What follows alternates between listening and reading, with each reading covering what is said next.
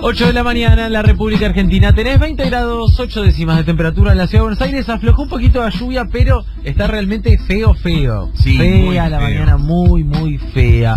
Nosotros nos vamos a hacer la segunda entrevista de la jornada. Hablamos la semana pasada, a mi gusto lamentablemente, me parece lamentable cuando ponemos en este contexto la ciencia en agenda, cuando en realidad hay cuestiones mucho más prioritarias respecto a la ciencia, como la cuestión presupuestaria, como las becas del CONICET. De hecho, la semana pasada recortaron muchos proyectos científicos en el ex Ministerio de Ciencia y Tecnología, e increíblemente terminamos hablando por la científica Sandra Pita del CONICET, terminamos hablando de una ficha del Frente de Todos, donde un científico tenía simplemente bordado el logo del CONICET en uno de los bolsillos, y se armó un escándalo nacional como si realmente eso fuera lo importante. Por eso nos parecía relevante poder hablar un poco con Adrián Paenza, periodista, matemático y profesor, por supuesto, de Ciencias Exactas. Adrián, muy buenos días. Juana Morín, Rocío Criado y todo el equipo de Crónica Anunciada, tenemos el gusto de saludarte y te agradecemos mucho por atendernos. ¿Cómo estás? Estoy muy bien, ¿qué tal, Juan? Rocío, muy bien. ¿Estás acá en el país, no? No, estoy en Chicago. Ah, bueno, vale doble entonces que nos atiendas, gracias. Bueno, acá no 20 grados, acá hay 4 en este momento. Uy, qué frío. Yo no podría jamás. Adrián, ¿tuviste oportunidad de ver lo que sucedió la semana pasada acá respecto a estos afiches del Frente de Todos con el logo del CONICET? No. Leí en un momento determinado algo al respecto, pero no me detuve. No, creo que hay, como decías vos al principio, creo que hay algunas otras cosas para hablar del tema del CONICET y del tema de la ciencia en la Argentina antes de discutir un logo. Pero naturalmente debe haber una intencionalidad para que desviar la atención, en lugar de hablarlo de lo realmente esencial, hablar de una cosa totalmente accesoria. Totalmente. Me parece que es perder el tiempo. Hablemos de la ciencia. No, yo no quiero conducir la entrevista, pero si vamos a hablar de algo, hablemos seriamente de lo que pasó en 4 años y no del lobo en un guardapolvo. Totalmente, a eso queríamos llegar justamente. Bueno, la semana pasada nuevamente se recortaron proyectos relacionados a el ex Ministerio de Ciencia y Tecnología. Imagino que el desafío de Alberto Fernández será grande en este sentido. ¿Qué expectativa tenés vos? Y por sobre todas las cosas te quería preguntar si te parece relevante devolverle la categoría ministerial a Ciencia y Tecnología. Sí, claro que me parece relevante. De hecho, cuando Alberto Fernández estaba en campaña y venía para la Facultad de Ciencias Exactas y Naturales, no me acuerdo exactamente, creo que fue en agosto. Estábamos juntos en el auto y yo le pregunté, íbamos justamente para la facultad, y yo le pregunté qué es lo que iba a hacer con el ex ministerio. Me dijo, no, la idea es fuerte, vamos a darle la categoría de ministerio nuevamente. Y bueno, sería una buena oportunidad entonces para anunciarlo hoy, porque iba a haber una cantidad. Yo sabía que cuando llegáramos a la facultad el aula magna del pabellón 2 iba a estar repleta, de hecho así fue. Digo, este es el lugar, si lo vas a anunciar, este es el lugar natural para hacerlo. Y así hizo, y aparte en la conversación con él estaba claro que esto no siquiera era un tema de discusión interna para él. Él sabía que iba a recuperar, estando Cristina y Alberto Fernández en la conducción. Yo creo que eso no debió haber sido nunca un lugar de disputa. Lo que hizo el gobierno de Macri de quitarle justamente la categoría, de ningunearlo, después de haber dicho que era la única política del gobierno anterior que iba a sostener, evidentemente es que todo fue así. Pero como ahora esta gente se va, entonces lo que podemos hacer es empezar, en lugar de hablar de lo pasado, empezar a hablar del futuro, porque no va a ser una tarea sencilla. Dinero infinito no hay. Entonces lo que hay que hacer es empezar a tomar determinaciones sobre cómo cubrir las necesidades básicas. Cuando Cristina se fue del gobierno discutíamos proyectos.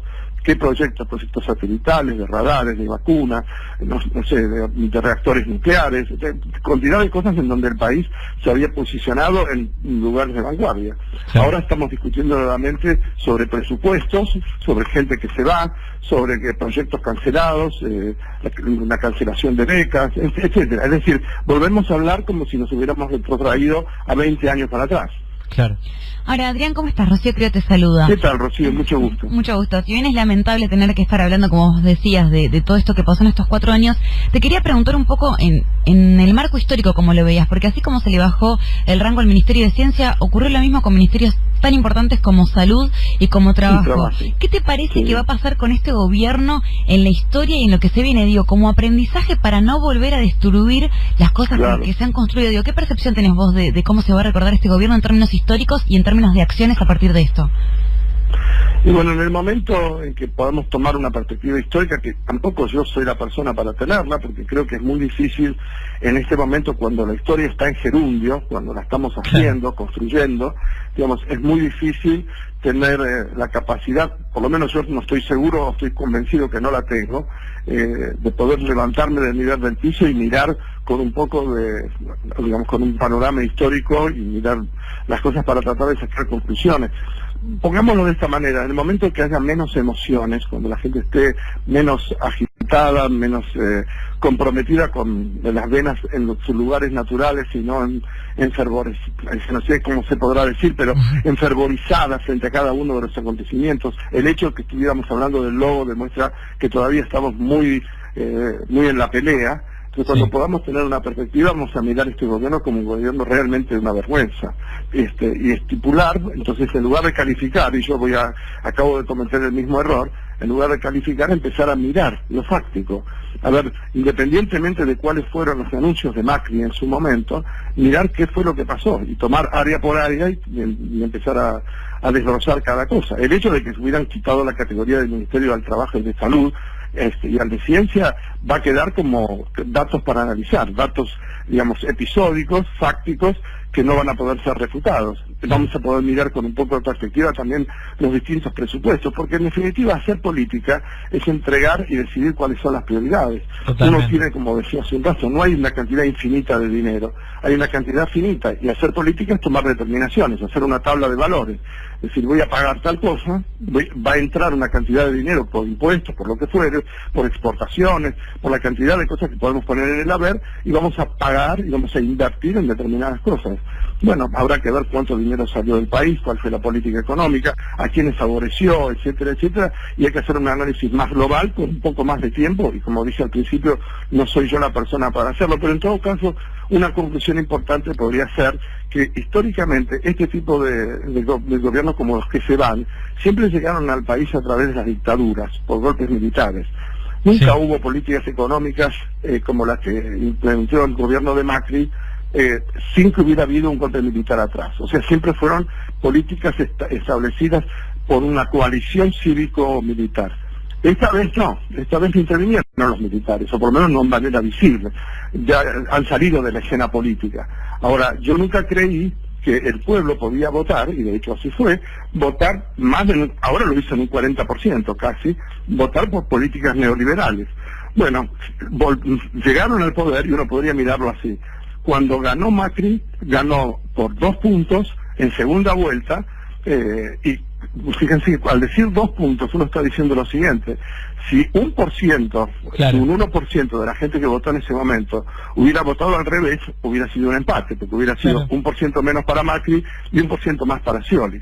Y ni hablar de que la coalición que condujo Scioli tuvo a Massa al costado, que les quitó obviamente votos. Si Massa le hubiera dado los votos a Scioli, claramente hubiera sido ganador nuevamente el gobierno, se hubiera prolongado el gobierno de Cristina, por ponerlo de esa manera, con la persona que ella había elegido.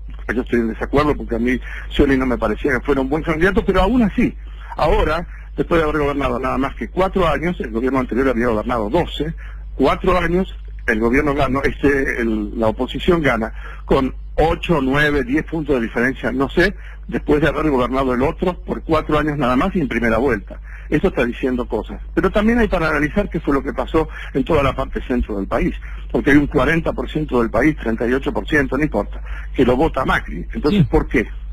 ¿Qué es lo que nosotros no vemos? ¿Qué es lo que yo no veo? Vamos a poner así. ¿Por qué votó eso? No los afecta. O sea, hay un grupo de personas como si hubiera 2 Argentinas claramente delimitadas. O no les interesa, que es otra manera, no le interesa al prójimo. A nosotros, no es por mí, yo no lo estoy diciendo por mí personalmente, a mí no me falta nada.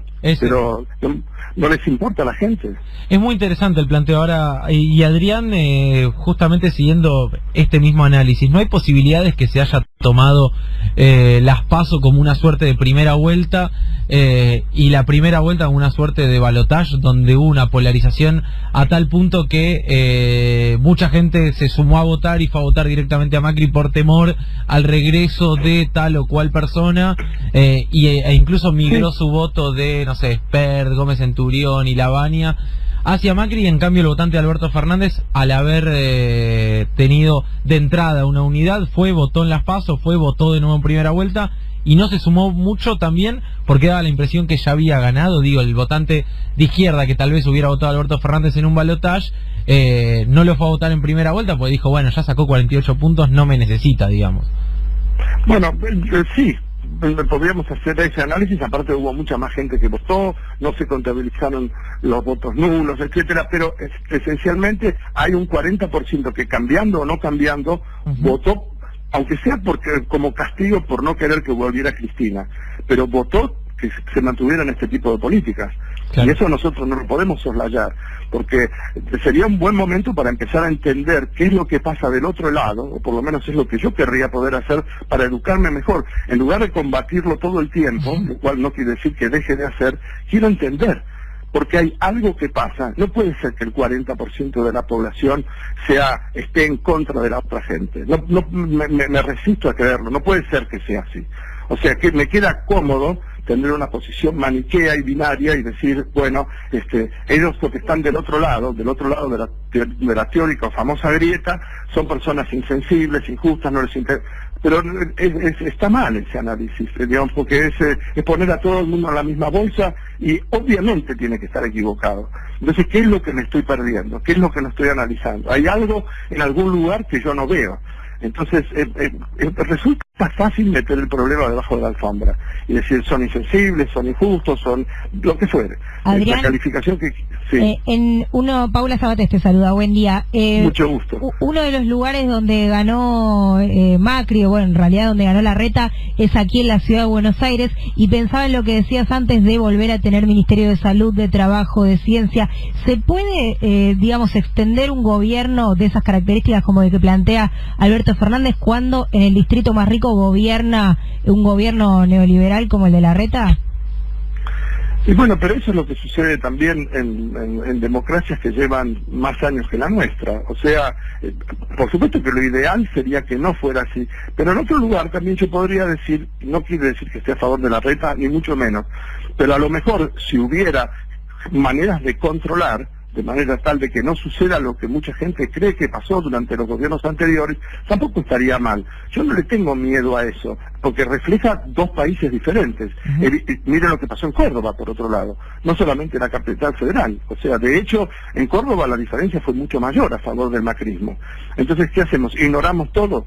Porque en la pregunta que usted me hace, y con toda razón, dice, ¿se puede gobernar? Sí, se puede gobernar, pero también hay que gobernar pensando que no solamente eso sucedió en la capital federal, sino que sucedió en los distritos, sacando Capitalina, dejando la provincia de Buenos Aires, pasó en una franja del país muy importante. Sí, no tanto si se puede gobernar, sino si se puede plantear un gobierno nacional unificado en políticas de ciencia, de trabajo... Seguro que se puede, eso seguro que se puede.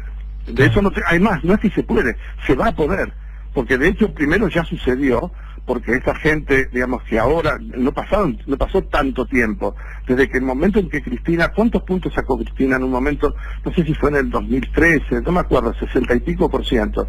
La gente que ahora lo votó a Macri, ¿en qué año fue? En 2011, 54%.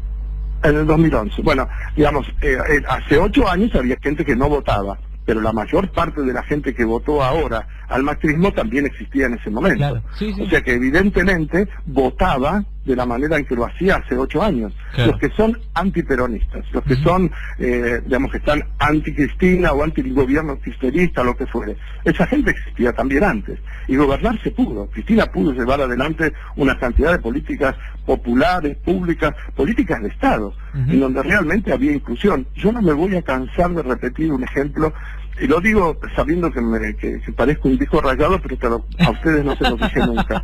Pero es que quiero mostrar, fíjense lo que pasa. el gobierno de Cristina entregó 5 millones de laptops a chicos que no tenían acceso a la computación. La persona que está en este momento escuchando el programa de ustedes, no importa si son 10 millones o ustedes los que están en la mesa nada más. Bueno, cada uno de nosotros no se imagina el día sin tener un teléfono celular. Ahora, y tiene acceso a la comunicación, a internet, a las computadoras, etcétera, desde hace mucho tiempo. Digamos, ayer estaba mirando en un momento determinado una película que una de las sanciones frente a una persona que había cometido un delito informático era ponerlo preso sin acceso a la computadora. Y él podía aceptar, la persona podía aceptar estar recluida en un lugar durante un año, privada de la libertad, pero no privada de la computación, del acceso a internet, del acceso a la comunicación con el mundo externo. Bueno, hay grupos de personas muy grandes en la Argentina, de chicos, que no tenían acceso al mundo exterior, porque no se trata solamente de salir a la calle y ver. Hoy tener acceso significa tener acceso a la computación, estar metido en internet, tener las ventanas al mundo. Eso fue lo que hizo Cristina, quien no necesariamente fue mirado, aceptado y valorado como uno de los aportes más importantes. Haber quitado eso es ser criminal. Entonces, ese tipo de políticas, yo estoy seguro que van a volver porque lo he hablado con Cristina. Entonces estoy seguro que ella no va a hacer un gobierno junto con Alberto Fernández, y Alberto Fernández también, porque eso es lo que estuvimos hablando también. ¿Cómo va a quedar afuera eso? Es criminal hacerle eso. Es como pasar a la época en donde no hay heladera o vos no tenés antibióticos. No hay manera de hacer eso. Entonces, desde ese lugar, para contestarle a Paula, yo creo que sí se puede y seguro que va a pasar. Claro. Además, esto van a ser optimista, ¿no? Como se nota. Entusiasmado y optimista. Adrián, y si Alberto te convocara, ¿te gustaría formar parte de un gobierno o del Ministerio de Ciencia y Tecnología? A mí me gustaría que al país le vaya bien y que Alberto Fernández tenga la claridad mental para que nunca se le ocurra hacer semejante cosa. Y aparte que convoque a gente joven. Yo tengo 70 años. Tiene que venir gente joven para hacer las cosas. Yo puedo colaborar con el país de la manera, de cualquier forma, pero no en forma orgánica ni oficial. Claro. No se le va a ocurrir a Alberto Fernández, porque creo que es una persona que está bien, digamos, la última vez que hablé con él parecía una persona normal, así que eso no se le va a ocurrir. Adrián Paenza, muchas gracias por el tiempo, por las definiciones y por esta pincelada de humor también para cerrar. Un abrazo enorme y esperamos tenerte por acá pronto también en el piso disfrutando de un lindo rato. Ojalá que la próxima vez que vengas ya sea con Ministerio de Ciencia y Tecnología, como bien comenzamos. Esperemos que sí. Un beso para Rocío y para Paula, un abrazo para vos y para toda la gente que te acompaña y también a los productores, ¿no? Que son las personas invisibles que hacen posible que todo esto suceda. Un abrazo fuerte, un beso, muchas gracias. Gracias a vos, Adrián, un abrazo enorme. Pasaba Adrián Paenza con elogios a Leandro Raduazo, una cosa insólita, acá en Crónica Anunciada. La realidad